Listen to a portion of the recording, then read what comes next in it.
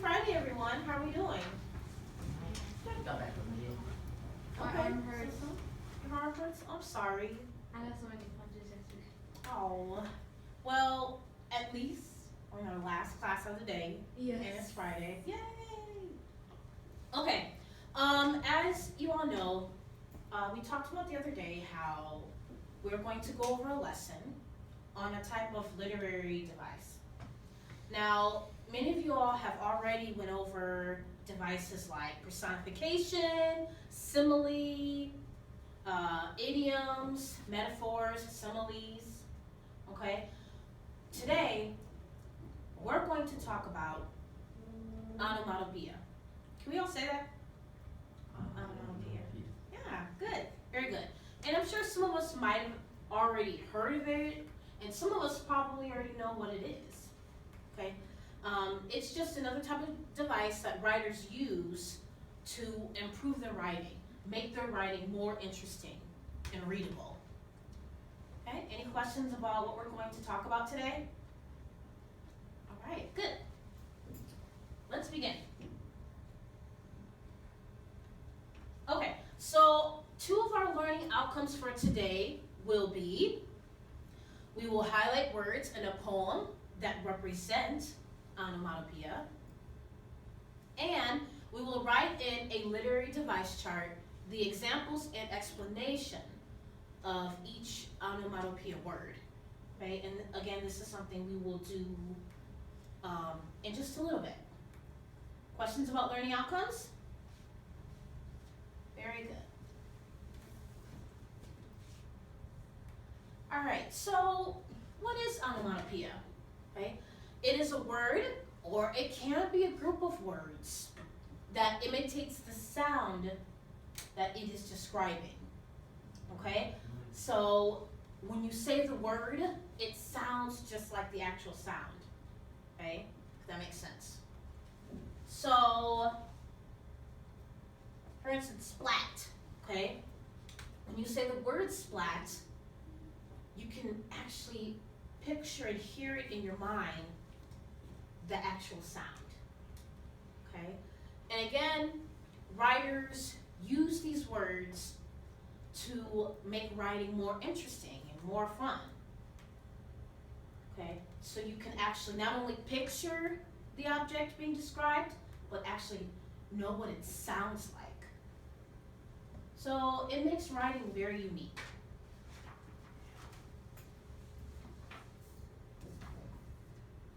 All right, so how do we imitate a sound? We have some examples up here on the screen of onomatopoeia. We have click, clang, buzz, boom, bang. Onomatopoeia can also have animal sounds, okay, such as oink for a pig, moo for a cow, bzz for a bee, quack for a duck, meow for a cat. Okay? How are we doing so far? Good? Okay, good. Excellent.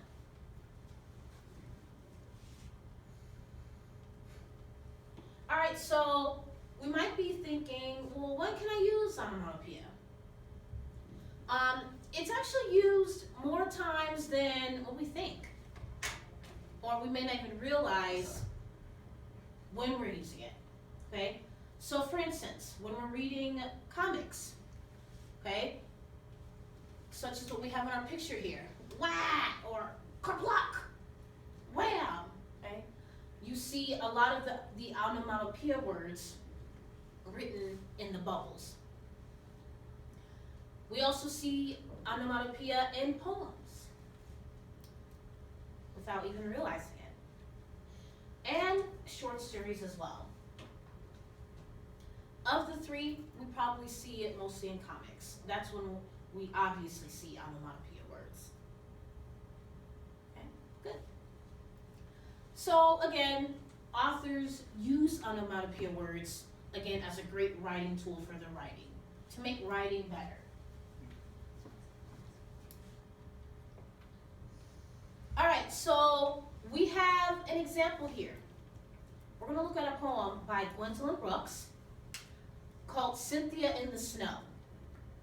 Have any of us heard of Gwendolyn Brooks? Okay. Yeah, she was a very well-known writer and poet. She's from Chicago, actually. She died back in 2000. Many of her poems are written for young people your age, teenagers, okay, preteens. I would definitely recommend looking up any of the Gwendolyn Brooks poems. You would love them. Have we heard of like We Real Cool or something like that? Or can't think of another on the top of my head, but she wrote many good poems. All right, so let's take a look at our sample here. So we have it sushes, it hushes, the loudness in the road. It flitter twitters and laughs away from me. It laughs a lovely whiteness and whitely whirs away to be some otherwhere still white as milk or shirts. So beautiful, it hurts. All right, so let's look at our onomatopoeia words here that are highlighted in red. We have sushes and hushes, flitter twitters, whirs. Okay, notice how the words highlighted have sounds to them. When you say the word, you can hear it in your mind how it actually sounds.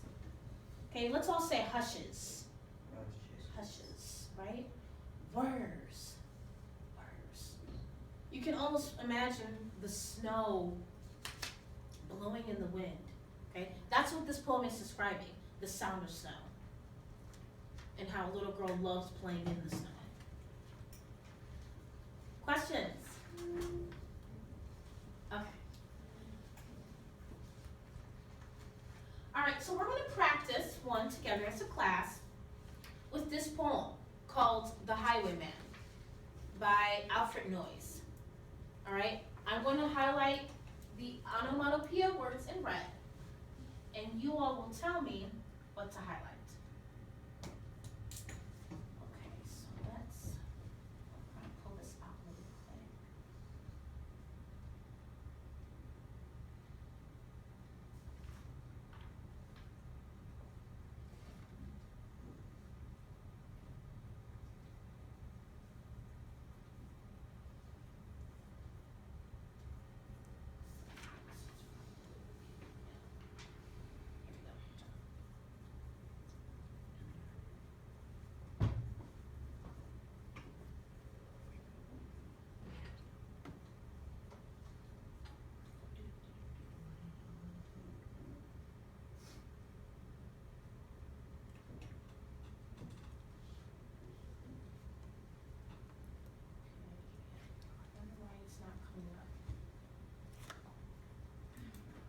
Try again.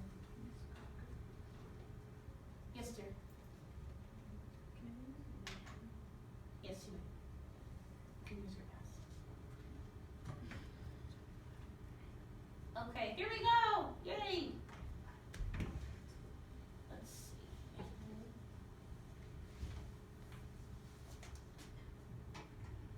can we? Can we see the words on the screen? Yeah. Okay. All right, so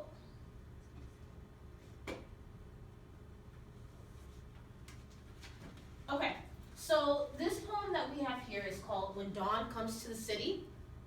It's by Claude McKay. He was well known mostly back during the Harlem Renaissance.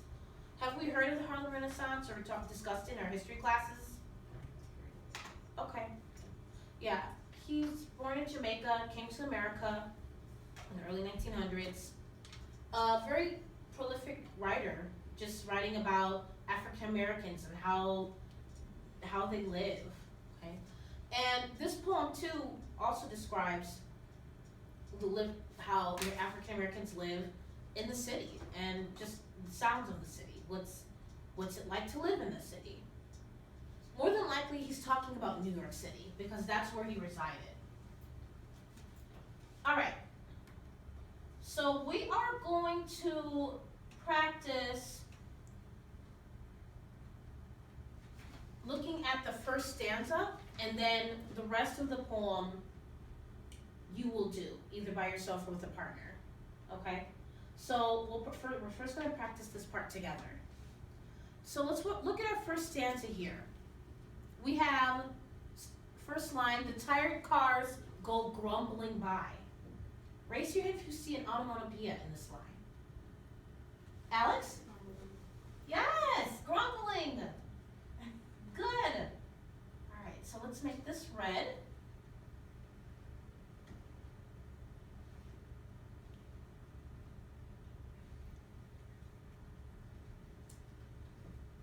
Good. Line 2. Who would like to read line 2?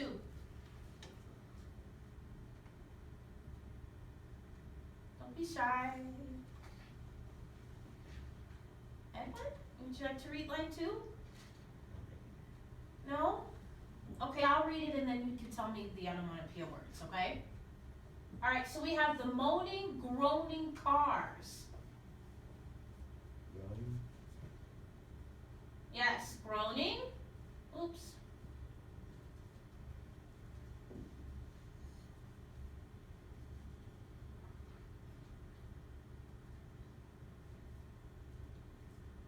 Anything else in this line? Moaning. Yes, moaning.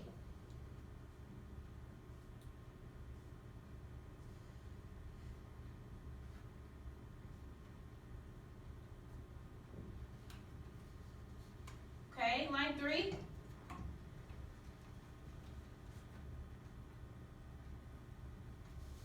What do you think? Good, rumbling. Excellent, we're doing so well.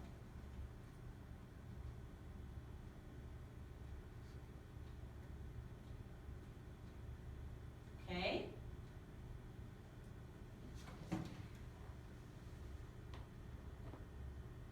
Anything from lines 4 or 5? Under the same dull stars, out of the tenements cold as stone. No. Good. What about line 6? Start figures, start for work. Nope. What about lines 7 or 8? Shuffle. Yes. Do you agree, Edwin? Would shuffle be an onomatopoeia word? No? Yeah. It doesn't have to be a sound. Yes. It doesn't have to actually have the... And that's a good point that I would like to make to you all. Now, all the time when you have onomatopoeia words, obviously have a sound, like boing, bark, doom, boom. Some of the words are going to be just a tad trickier, as we see in this poem, but we're getting it, like grumbling, moaning, okay? Some of them are not as obvious, but they still have a type of soundness to them. Okay. Questions so far? Edwin? My favorite word. Yes. As soon as Stephanie gets back, okay? No, this is an emergency. It's an emergency?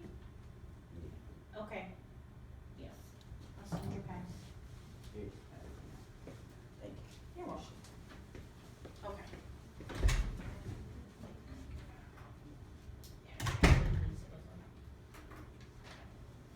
Okay. All right, now it's time for you to practice this independently. All right. So what we're going to do, I'll pass out to you the rest of the poem and a literary device term example chart. Okay? When you receive your sheets, please put your names on them.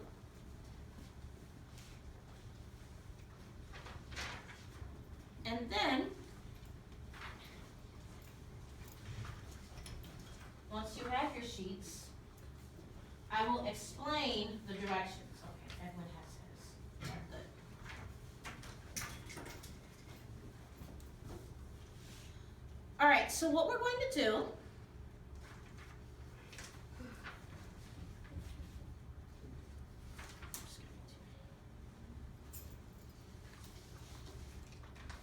okay, so you have your poem and your literary device example chart. All right, on your chart, next to where it says literary device term, you're going to write onomatopoeia. That's what we discussed today. On the left side of the chart, you're going to write down the line number and write down the example of an onomatopoeia word. Once you've done that, on the right side, you're going to write in the box, how is that an example of onomatopoeia? Okay, how does that word describe onomatopoeia? All right? Notice there are 10 rows. I would like for you to try to find as many as you can, okay, within our time allotted. All right, so why don't we take 10 to 15 minutes for this. You can work with a partner or you can work by yourself if you choose to do that. Do we have any questions on this assignment? Okay, good. The total amount of points will be 20 points. Okay, 1 point for each box. All right. Good. All right, so I'll be walking around, checking on you, seeing if you need any help with anything. If we have time within a class, we can go over some of our examples that we have. And if not, that's okay, we can go over it on Monday, our examples. Anything that we don't finish, then we can always, or you can always, just complete for homework, all right? And again, we'll just go over it Monday. But I'm pretty confident that we can finish this before the period is over. All right, so if you need assistance, let me know. I'll be coming around checking on you, all right? Again, markers are up here. Highlighters are in here as well, if you'd like a highlighter, okay? All right.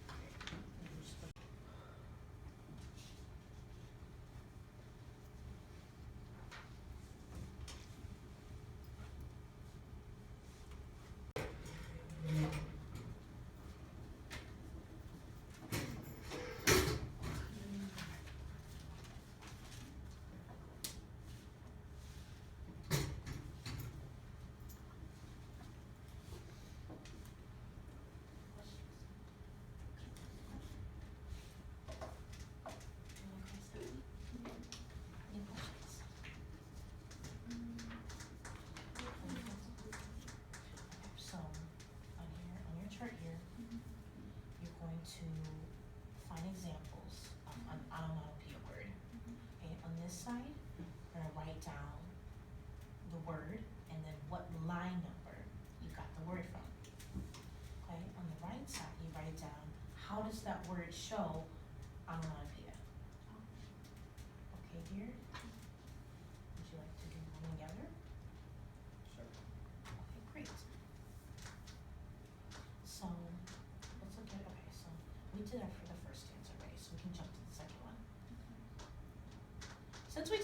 stanza together, you don't have to write down those onomatopoeia words if you don't want to, okay? Because there are other examples within the rest of the poem, okay? So we can jump to it's up to you. Do you want to look at this first stanza? Were you here when we discussed the first stanza? Or in the back? Okay. So let's look at the first line. The tired cars go grumbling by. What word from this first line? Yes, grumbling. Very good.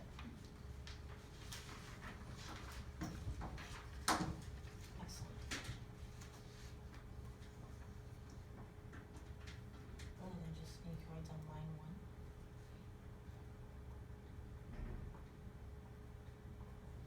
Good. And so how does it explain, or how is that onomatopoeia? Go on. Excellent. So it's describing like the sound of a car, right? Good. Awesome. Okay. Good.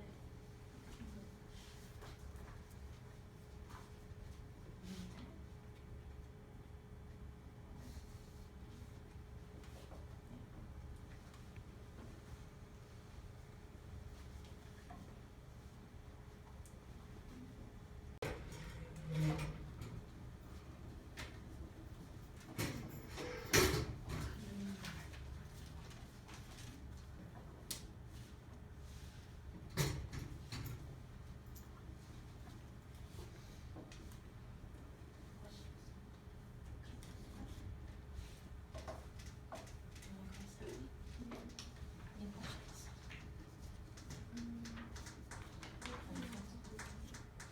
So on your chart here, you're going to find examples of an onomatopoeia word.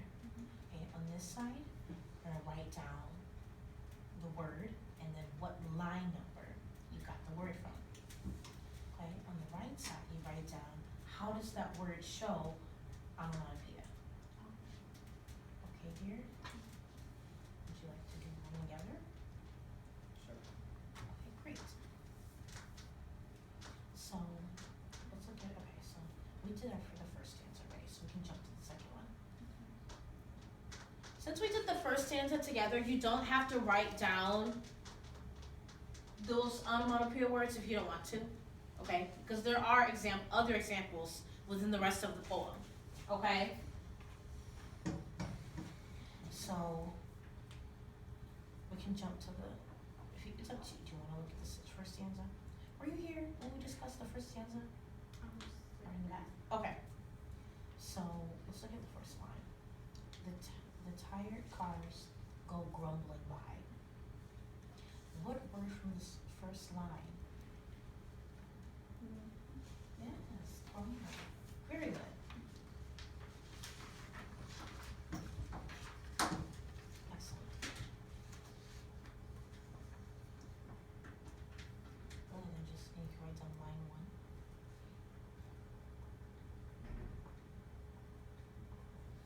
Good. And so how does it explain, or how is that onomatopoeia? Go on. Excellent. So it's describing like the sound of a car, right? Good. Awesome. Okay. Good.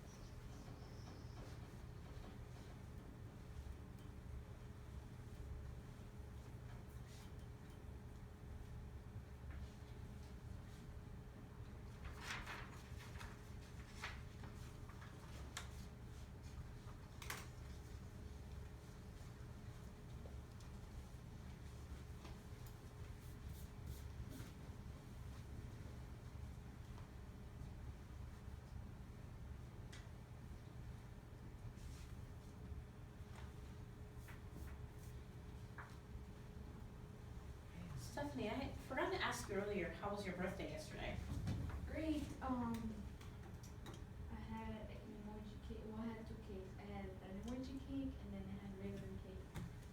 So Cool. it was pretty much good and fun. And I'm getting my nails done today, and then my aunt's having my birthday tomorrow. So, Wow. And then Sunday my aunt's taking me out to eat. Oh my god. I'm like, I'm full surprised. I'm like, okay.